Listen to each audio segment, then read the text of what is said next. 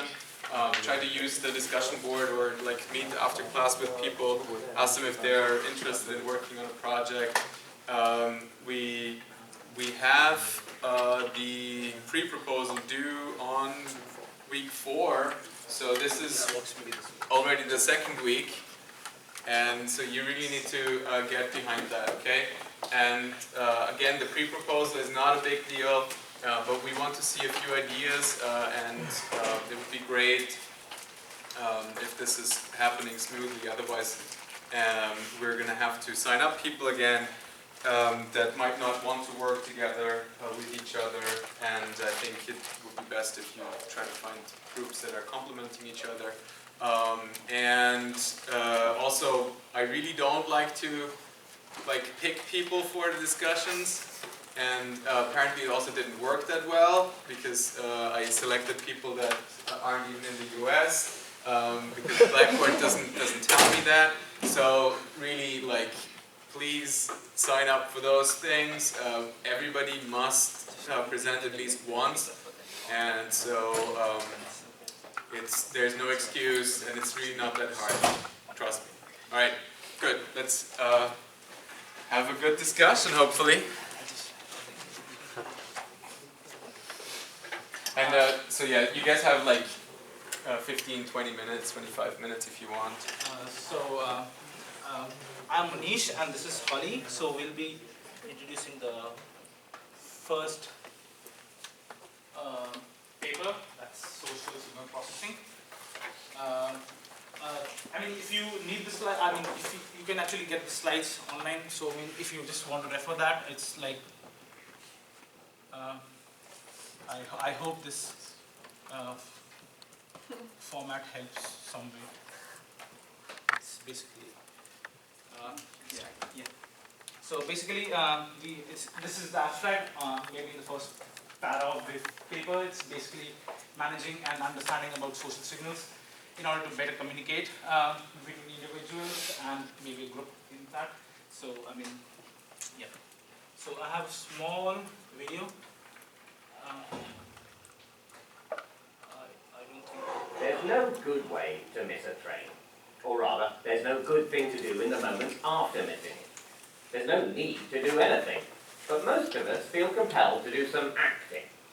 The sort of acting a lot of people do is to try and pretend that they weren't really trying to catch the train at all. That they just happened to be having a bit of a jog in its vicinity and decided to canter to a stop coincidentally around the same time as the train leaves.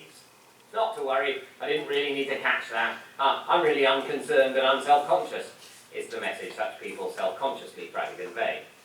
But I know better than to do that.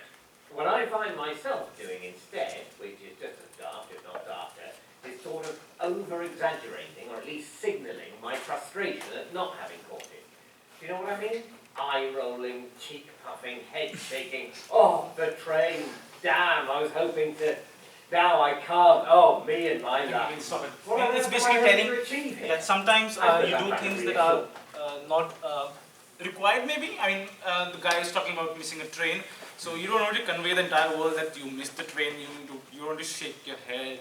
Maybe it talks about if you forgot your cell phone in the morning and you go in the middle of the street and you just do something like this. Oh man, I missed my cell phone. You don't need to convey the entire world that you missed your cell phone.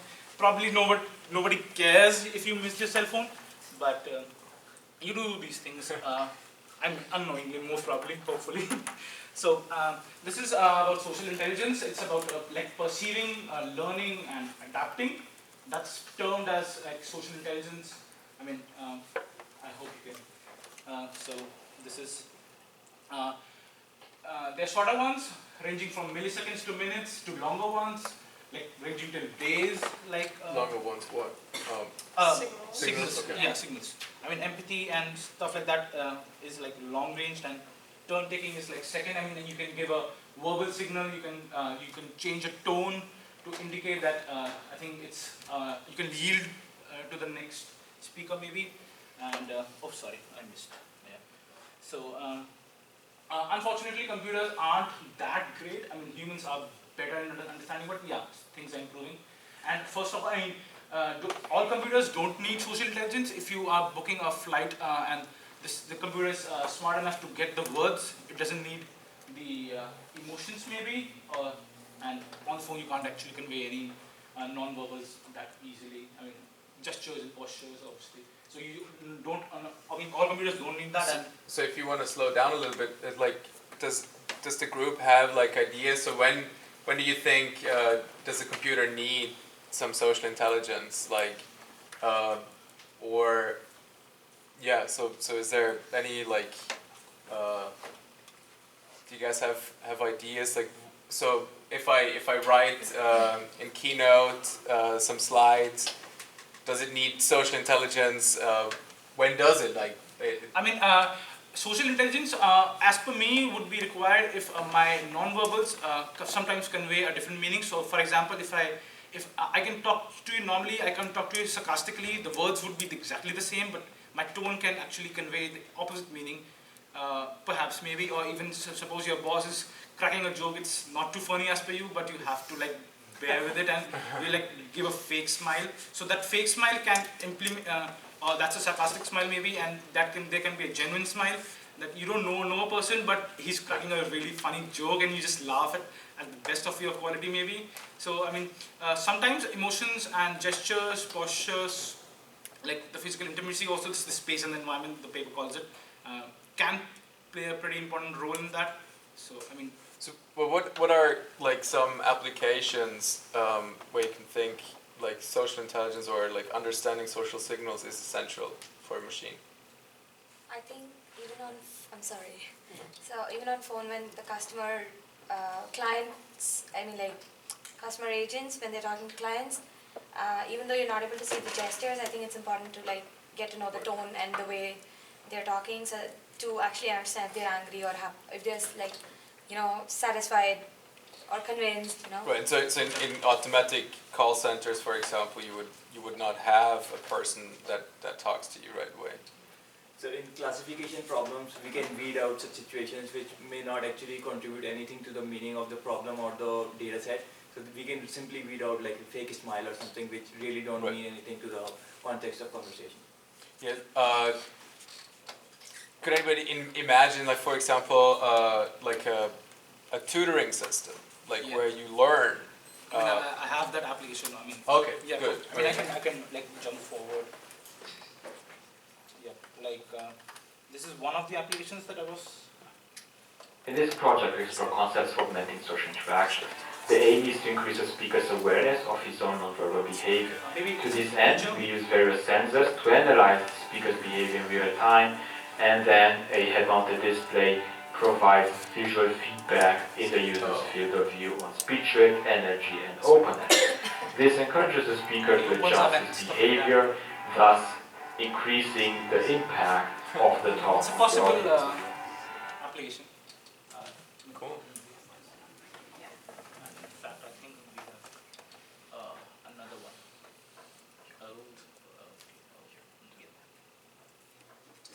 Can human-robot interaction be an example? Yeah, totally. Yeah, absolutely. And yeah, when you want to interact with a human as a robot, like you also have to like follow the rules in like proximity and like how close are you allowed to go? Like what's a safe space? Exactly. Yeah. The space matters a lot, especially between human and human, and that would equally matter when a human is interacting with the robot, because humans don't like, I mean, the machines invading their space maybe, if you can, I mean. Yeah, and we have another example here of something where social signal processing has been started to be implemented in certain things to help people who might not be able to interpret those signals themselves. Okay. So for example, this one is I was introduced to talking computers, and that really opened up a whole new world of opportunities. I joined Microsoft 10 years ago as a software engineer. I love making things which improve people's lives. And one of the things I've always dreamt of since I was at university was this idea of something that could tell you at any moment what's going on around you. I think it's a man jumping in the air doing a trick on a skateboard. I teamed up with like-minded engineers to make an app which lets you know who and what is around you. It's based on top of the Microsoft Intelligence APIs, which makes it so much easier to make this kind of thing. The app runs on smartphones, but also on the Pivot Head smart glasses. When you're talking to a bigger group, sometimes you can talk and there's no response and you think, is everyone listening really well, or are they half asleep? And you never know. I see two faces. 40-year-old man with a beard looking surprised. 20-year-old woman looking happy. The app can describe the general age and... Okay, so that's something where this has already been started. Microsoft has some facial and emotional recognition stuff that they've been implementing with things like this. So this would be a really good application of this type of thing, I think, because if somebody who's blind and can't see those social signals can have something that they wear that could tell them all the things that they're missing and maybe make those social interactions a little bit easier. I think that's a great example. So moving on, that's the thing that we're talking about. Do they actually need that? And it will be better. Obviously, it makes them like more natural, more efficient, and more trustworthy because there's always a gap between the trust that humans have on machines. And this is the current situation. They're pretty much we're pretty much on that thing, but yeah, some signs we're still working like empathy, politeness, flirting, agreement / disagreement, and I mean there's still works going on. Okay, so do we need that? Obviously, if you provide computers to better sense, better understand, they can make better decisions, and basically you'll feel better around them basically. So that's the need. So is it worth it? MIT is actually targeting as one of the 10 technologies that can change the world, and experts believe that it has the power to change the world as the invention of microscope did like a few centuries ago. Oh yeah? I mean, the paper said it, I don't know. So that would be a good point. Like, do you guys believe that? I mean, potentially it's expected that the machines will do all the things automatically as far as it's possible. I mean, the things that they can't do, they aren't supposed to do maybe, but whatever that means. Okay, so let's move on to the taxonomy. I mean, communication is about words, but it's a little more than words. Gestures, postures, non-verbals, how you speak, when you speak, do you speak. I mean, silence is pretty much an important role. So, oh, sorry, I think I missed it. Yeah. So these are the non-verbals, pretty much important, and maybe more important than the words, because if you speak in a very different way, the meaning changes entirely, and sometimes inappropriately. But so there is this, and I'm not sure. Are you going to show this video? Which one? The Seinfeld one? Yeah. Oh yeah. Okay. So I'm not going to go into that, but so there's this study, which was Morabian. This was 55. Yeah. Yeah. Morabian. So Morabian in the study investigated, and they found that like X percentage, I think like 75. So, I think it's 55 visual, 38 audio, and 7% is verbal. So 7% of communication is verbal. yeah, it's in the paper. Yeah. And so do people believe that? Like, what is wrong with a statement like that? And like, because you have like this comes up so many times, and I've seen it in many like talks, pitch talks about like why nonverbal communication assessment is important, and they say like, well, 7% of the communication is verbal and everything else is nonverbal. And it's like, so do you believe that? Like, what happens with such a statement? I saw a hand go up almost. I think the paper talks about it that it's 7%, but again, the immediate line before after that statement was like it's debatable because the context matters, the how you speak, when you speak, and stuff like that. So there's a debate that if it's 7%, but generally it's an idea that verbals are lesser than non-verbals. I mean, if you can. I think considering even texting is a form of communication, right? Yeah. That has to be more than 7%.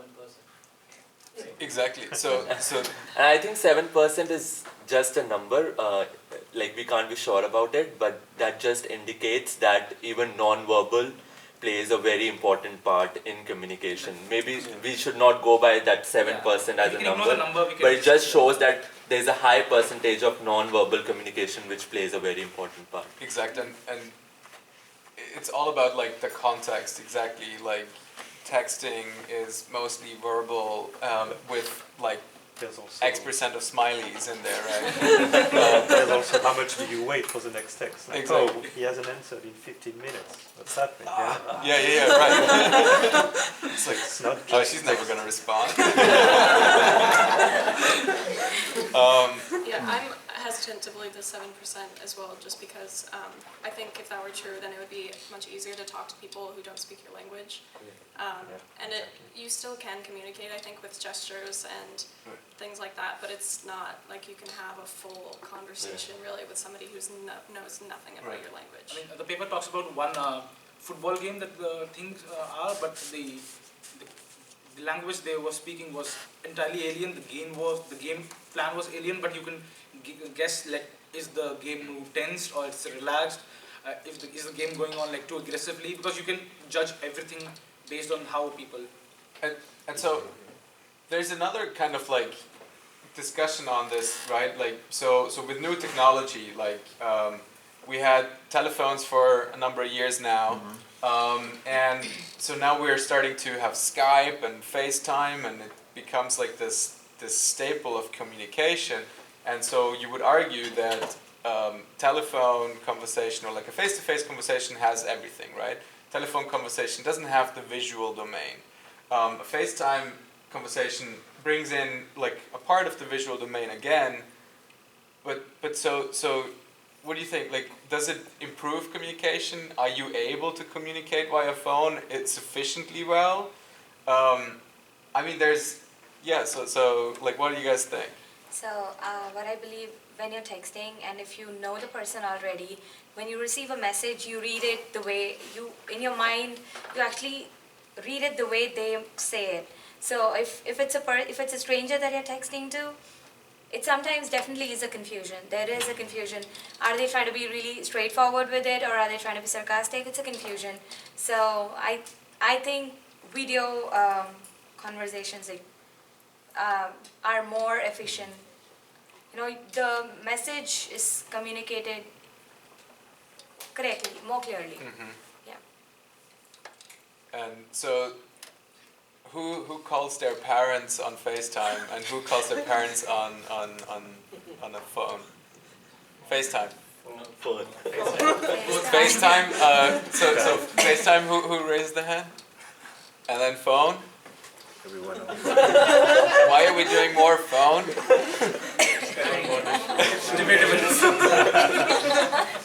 More chances of them picking up their phone. It's most of the time. For me, like I don't know. I call them in transit, like in the car, for example, or on the train, and it's just more convenient. Or like when you just I don't know. You woke up, like your hair is all fuzzy. It's like, nah, I don't want to have anybody see my face right now. But I think there are, like, phone conversations have become, you know, this kind of cultural staple, and we have adapted to it very well. And I think that it takes a lot of time to come back. And we had video phones for a long time, but nobody ever used them. And so I think it's very interesting. I think another thing with calling your parents, like you were mentioning, you know your parents really well, you don't really need the nonverbal signals there, but with something like with interviews or something, a lot of times the phone interview will be the first step, but then they'll want to meet you in person to get all of the things about you that they weren't able to catch over the phone, that sort of thing. So it might depend on the relationship there as well. That's a very good point, yeah. So first impressions? First impressions are very important, yeah. So this is just a set to describe your behavior cue. So I mean that's just the what kind of messages that you can convey using very varied number of, kind of things. A lot of text. You can do that. So basically, communication happens both with verbal and behavioral combined. You can change the content of your verbal messages just by using like different kind of non-verbals, basically. So this was what we were talking about, 7%. Basically, the main is that like non-verbals. Oh, sorry, I didn't have a thing. Okay, so it's more important. Basically, you can't ignore non-verbals. That's the whole major idea. You can debate about the number, but it's, yeah. So let's move on to, okay, so this is one of the picture at the table that had, the paper had. It basically talks about various social cues and what impact it has on the social behaviors and maybe whatever that was. Okay, so basically it can be judged by computer vision, biometry, speech analysis, and various social cues, and it's. So, do you have an opinion on what modality is the most important one? Okay, so I would look on how many parameters it can be judged and how easily it can be judged. So it impacts. For example, maybe like the face and things can be judged pretty much all throughout the year, and it can be double checked with computer vision and biometry. So I'll say that the chances of you making an error is reduced just because you have multiple ways to test it out. Yeah, so I think that's a very good answer. Like, for example, if you think about biometric data or psychophysiological data like heart rate, etc., so that's very important to assess a person's physiological state or emotional state, but it's very difficult to get. Oftentimes, you have to hook them up with cables and stuff like that. So there is this trade-off between access and availability. And one of the things that I thought was interesting, somebody brought up on the discussion board, was like facial coloring. So if something that somebody is embarrassed about, their face might flush a little bit, or maybe they're happy or excited or something, or people can get a little bit paler when they hear something disgusting or that sort of thing. And I tried to look up and see if there was some research on that, and there were a couple of papers, but that sort of thing is really difficult to measure. So while it might impact people's conversations a little bit, and it might be interesting to add that along to all the other signals, it's probably not really worth studying that much, because you'd have to figure out some way of getting that information, and then how much does it really add based on, or beyond the facial expressions and that kind of thing.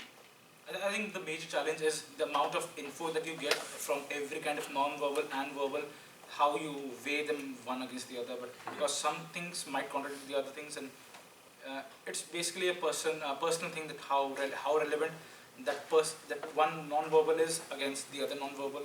I think as per me, that's the major challenge that I personally face, and you may or may not agree, but I think that's the whole thing. Something from this table which was very new to me was how sitting arrangement and things like body shape are the indicators. And when I maybe checked the internet a little bit, I think sitting arrangement can be a good indicator of how a person sits, where the person sits in a group. Like a person who takes the corners or the middle portion of a row maybe is more dominant, or tries to stay, maybe wants to stay, he wants himself to be more visible. Prominent. And but I'm still confused about the physical appearance part, as how things like body shape. I'll be coming to that pretty soon. So there I am. So the physical appearance does matter, because how you look is how you.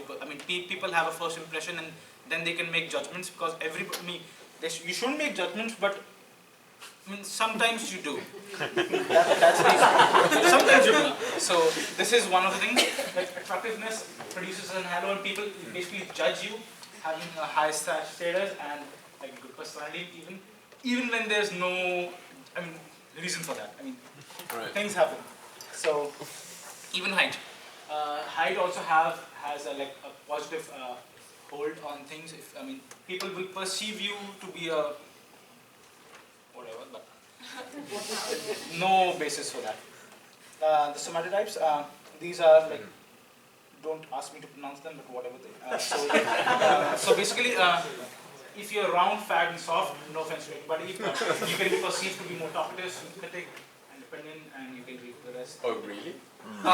The paper says this, I don't know. So, your physical appearance does have an impact, you can't just ignore me. A machine saying something and a human saying something, you'll judge them, even if they have like the same verbal and the... So, gestures are pretty much very important. Like 90% of things are conveyed through non-verbal. So, so you can have gestures to yield. You can have gestures to specify, and you can stress upon a particular word if you want to like underline the word verbally. You don't have like a. So pretty much important because you can actually convey a lot of things. I was talking about one of the text. This indicated a lot of text, so you can actually the adapters and I think again very long text. Ignore. So postures, you can actually convey a lot through your postures. I mean, even walking can actually convey how dominant you are, what status you hold in society, what's your mental status, and that. So postures. The three main criterion, they were like inclusive and non-inclusive. If you are interacting with me, you are being inclusive, so it conveys a lot. You're talking face to face, or you have like a parallel body. I mean, two people sitting on a table have like a parallel kind of thing, but a face to face is completely different. And incongruence is like the two people who are conversing have like a symmetry in their whole body. It implies a very different kind of meaning as compared to a very unsymmetrical or postures. So the face and the eye. The face is a tool that has a lot of sensory apparatus: eyes, ears, nose, speech. The face, skin entirely is like can provide you many signals, and obviously you can speak with your mouth and whatever. We don't have to come to an end. Oh. Like 30% done. I mean, 30%. sorry. I mean, I have a lot of text. Sorry. I mean, I think I put a lot of material. So we can just skip through things. Basic messages, sign judgments. These were the AUs that we were talking about, the smallest unit. And we're going to come back to this.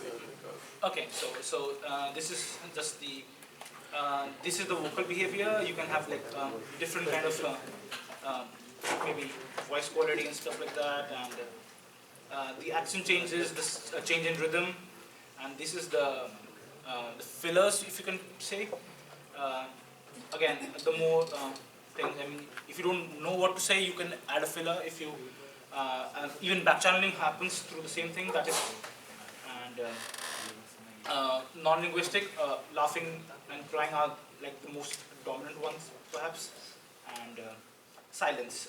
Three kinds of silence, and like you have hesitation. This is like psycholinguistic and interactive. Even you can interact and you can convey respect, maybe. Turn-taking happens through the same things, and you can regulate the conversation using silence. Maybe you can coordinate if you can yield the flow through maybe a moment of silence. Space, the amount of space you have. Intimate, casual, personal. This is you got everything there. pretty much everything. Entire, and maybe the entire paper. Like, so that was, I mean, how you capture sensors, privacy. Yeah, that's the main challenge.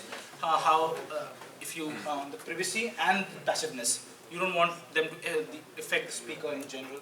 I think reading the discussion responses and stuff, I think people categorize the challenges into two separate categories mostly, which I thought was pretty accurate. And one was the challenge with collecting data, so privacy and passiveness and things like that would go into that, and then also the challenge of interpreting the data once it was collected, and that would be things like cultural differences was brought up a lot, which I think is a really good point, and then taking all of the different social signals and stuff, and like what does it mean when you're doing this and this and this at the same time, because individually those can often be really ambiguous. So it's both sides of the interpretation can be a big challenge in different ways. I mean, Right. almost done, I think. Yeah. So, We have to give the I second. think we can have like, We already did that. and I mean, we can just have the last video. Oh, flirting signals. We definitely have that. Can the next So we one? drop her off, we get to the doorstep, I look at her lips, get the signal, move in, but she screams and slaps me, and I ran inside. Okay, hold on. You gotta give a girl some warning before swooping in like that. No, I was getting the signal. What signal? You know, girls subconsciously move their lips when they're thinking about kissing. It's like a Okay, I can't do it, but it's a thing. You know, maybe you just need a little lesson in body language. Yeah, okay, perfect. Okay, so there's a range of contact, from shy to parasite. Yeah. Okay? Contact means she likes you. Okay, I'm with you so far. So girls will poke and tap and throw in a girly laugh like, ah ha ha ha ha. That's mine. Or they'll even write dumber than normal, like, what's this? Microwave, hot buttons, help me. That's surprisingly sexist. What happened? Did Natalie touch you at all? Yeah, she pushed me. Okay. Was it like this or like this? So it felt exactly the same. Well, you're gonna have to learn the difference between the two, because one of them meant, I really like you, feel free to launch at my face unannounced. And the other one meant, you remind me of my dad in the worst way possible. How am I supposed to understand that? Whatever, guys are just... It goes on for a little bit, but that was the gist. I felt like that was a pretty good encompassment of how things can be misinterpreted and why that can be difficult to understand different types of signals. Cool. So, yeah. That's it. Thank you guys. And maybe you can send or put the Yeah, so this is the link for the web one. I'll export it in PDF and like upload in.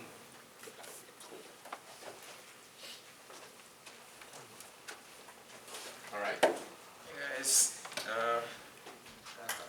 I don't have any PPT or videos.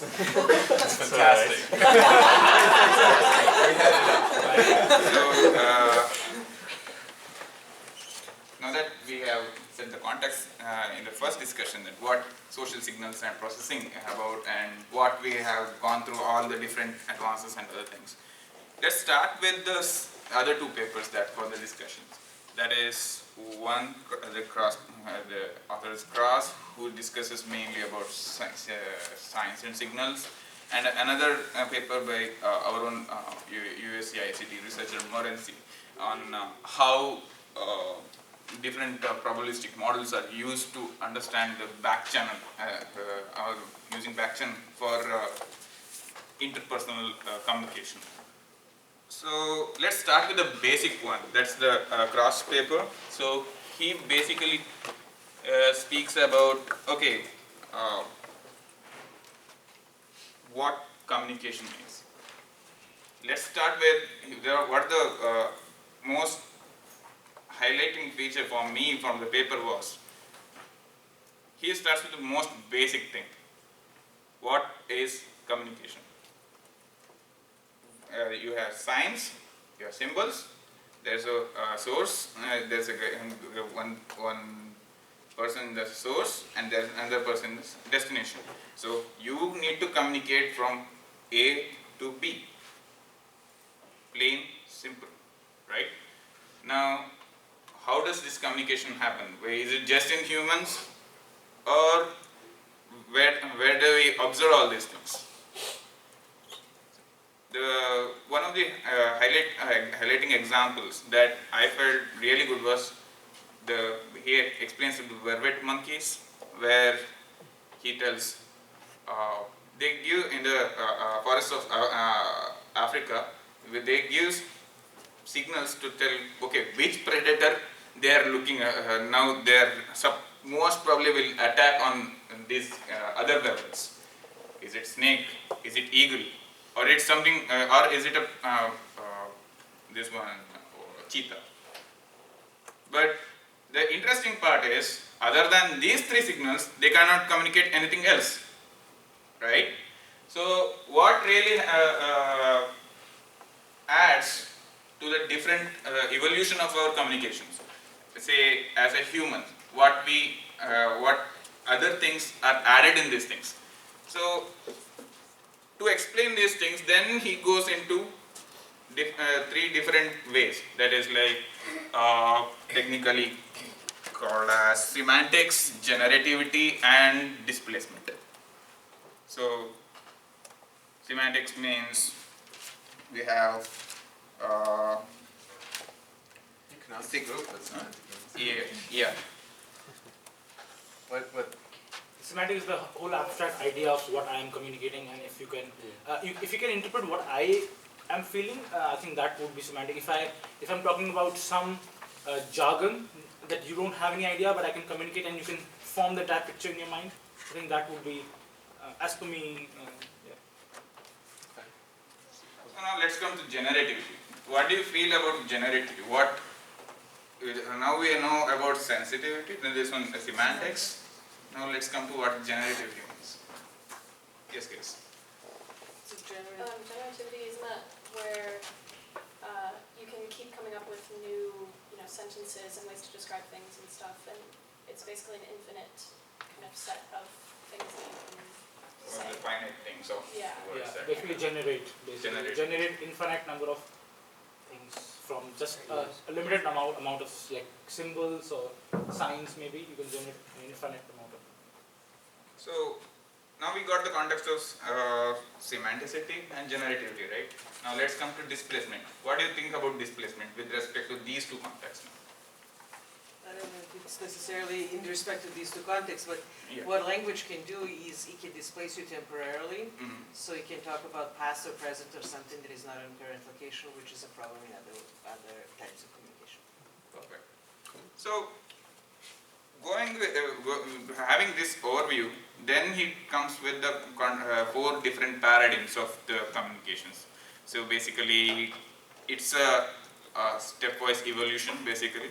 So it comes from encoding and decoding, and then we go into intentional paradigm, and then comes to the perspective taking, and finally dialogues.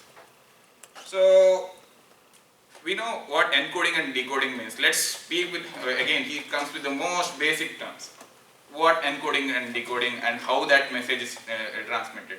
So what are the different ways you think of encoding and decoding? Verbal and non-verbal both. Like words can be like one of the encodings that humans understand. Speak up a little bit.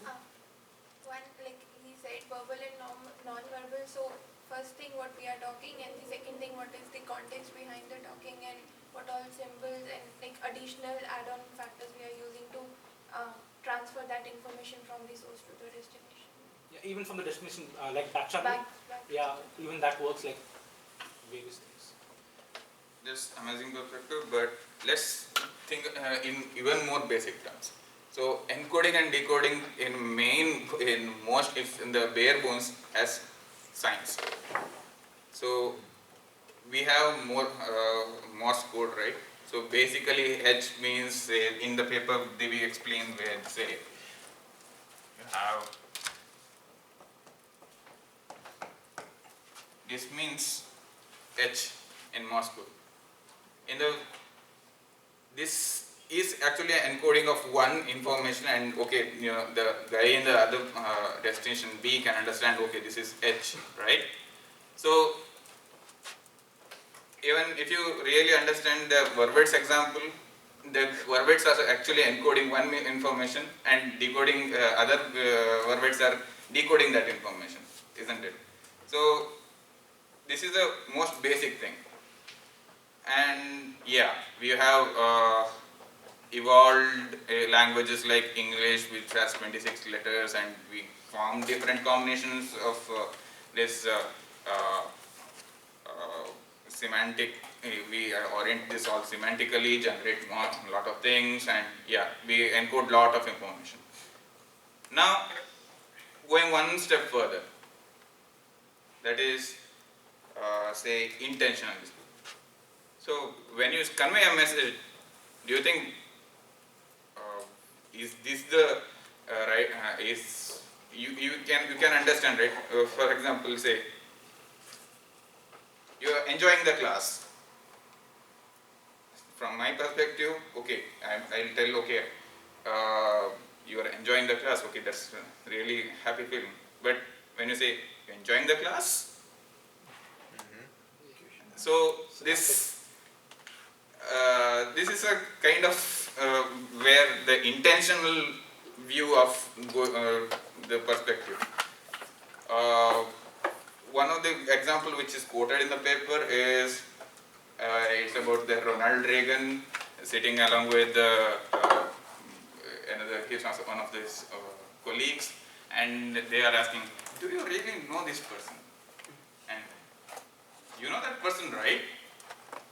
So when you ask this question, when you go with the second question, the people understand, okay, it's about Ronald Reagan, and with the first question, it means his colleague, right?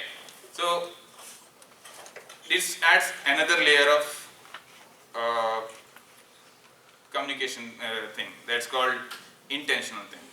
Now, let's go to the perspective thing. In fact, much of the communications happens involuntarily. I mean, you tell things that you don't actually purposely, like in interviews, people judge you by the way you sit on the chair, the way the posture you take, the body signs, maybe even the amount of eye contact is. I mean, you don't think about everything. You just focus on the task at hand, but your body will send signs that you don't necessarily want it to send.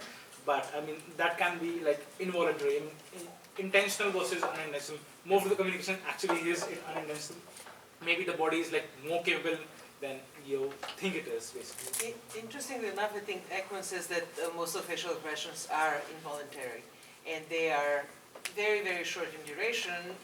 We are completely not aware of it, but we are all admitting them.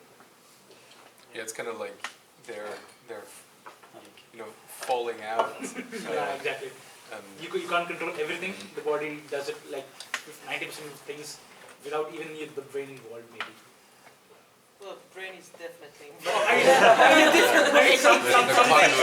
Consciously, yeah, maybe consciously. Subconsciously you do things. Sometimes it's not involved. Yeah, you're right. Because the brainstem can do it, right? Yeah, so I was saying, like, we are talking about emitting signals, but there is also natural response of these signals which we receive, and that also comes naturally, and it's very hard for machines sometimes to understand it. For example, if someone is a little pale, as we said, then the person, or in the paper there was an example of judge talking, I mean, just seeing the how people are reacting and making deductions based on that. It was very natural for judge, but it's very hard for machines to do that, like not only emitting but perceiving side of it. So when we took that judge example, right? Again, now that if we observe, it's a perspective. What's the perspective of the judge? What is the perspective of the other subjects? How that perspective can be viewed? And again, now we are having conversation. Yeah, this is a dialogue. So this is another next layer of things. So this is a whole. This whole paper gives the basic what communication is, and understanding basically what communication means. Now, adding to the now let's think on this paper. Say we are discussing social signal processing. We are having a paper on basic communication, but here he explains about signs and signals. Are these both same? This is the this is the core question that we thought about, and there are a lot of discussion which has happened in the discussion forum. Now I think this floor is open for you guys to voice your viewpoints. Someone from the back. Yeah. Please. That'd be great. I think it's a different perspective. I mean, the first paper was more from a, from a computer scientist perspective, and the second one was more like a psychological analysis. I mean, it seems more like a brief overview kind of thing, and that had more technical analysis involved. I mean, that's one thing that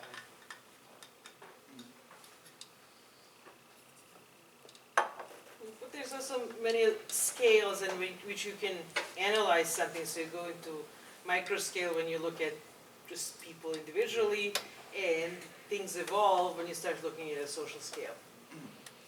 It's incredibly complex to look at a social scale, but with the focus of a micro perspective. So it doesn't work. Well, maybe it should. That would be the goal, right? Yeah.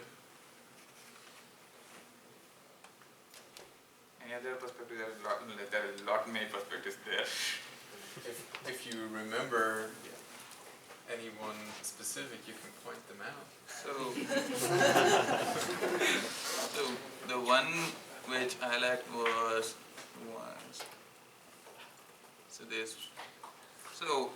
most of the views, okay, they are same, but there was one particular perspective where differed from the most of the different guys said. So I think it's Holly Mitchell. Holly. Yeah. So can you just put across your? Yes, I don't remember exactly what I said, but I think so. When he was talking about signs, it was kind of that things that your body does that is in response to something like face getting red when you're embarrassed or something like that. That would be a sign because there's a causal relationship there where your face is changing color because of something that's happening in your body. But that seemed a little bit different to me than the social signals that we were talking about, because those, even though they may be subconscious, it is things that your body is doing for a specific purpose. So if you're talking to somebody and you're using gestures, that is something that you are doing kind of on purpose. So it's a causal relationship in the other direction where I'm trying to make this point, and so I'm going to move my hands like this. So it seems more to me that social signals, in the way that we were talking about it in the social signal processing paper and that sort of thing, is more on purpose, and then a sign is the other way where it's just telling you something about what that person's feeling. But so they can both tell you something about an interaction, but it's coming from a different place, I guess. Yeah, I think that's something. So what you're distinguishing between is physiological, and they're both sort of involuntary, right? Gestures are subconscious, but they're not involuntary in the same way as being flashed when you're feeling an emotion. One is completely physiological, and the other one is just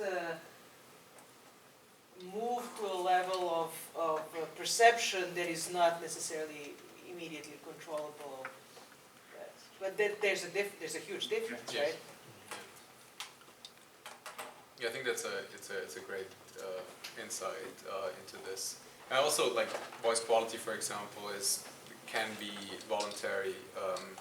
But if I voluntarily change my voice quality, it always sounds like I'm acting it out. The involuntary ones, where like my emotional state, so to say, influences my physiology, changes my the blood flow in my upper body, or like creates tenseness in the voice that is not controlled. It's kind of like a sign versus the signal, and I think that's a very very good insight. And yeah, I like that as well. Anybody wants to add any other points or concur or differ? Is there anything else you want to call out? Most of them was right. So yeah, that was one different. Okay, now we got into what basics of communication is. Now let's get into the implementation of the interpersonal communication. So let's again, Morency, he has taken back channel as an example for implementing this interpersonal communication. So by now everybody knows what back channeling is. That's that whenever we converse, you respond with very non-verbal cues. So basically he starts with okay, what are the challenges and how this modeling of the different things, taking different multiple inputs can be challenging. So it's how he introduces it. Then he explains about the latent dynamic condition field. So this is the technique which he says is a probabilistic model which he has designed there. So how that model outperforms other known models like HMM or SVM. So he goes into a little bit of technical nitty-gritties of it. So after that, what's interesting for me was, okay, he started with encoding the dictionary, basically whatever the conversations or the different ways of back channels we have. So he encodes into a dictionary based on the delay or time, taking that as a consideration. So he highlights mainly three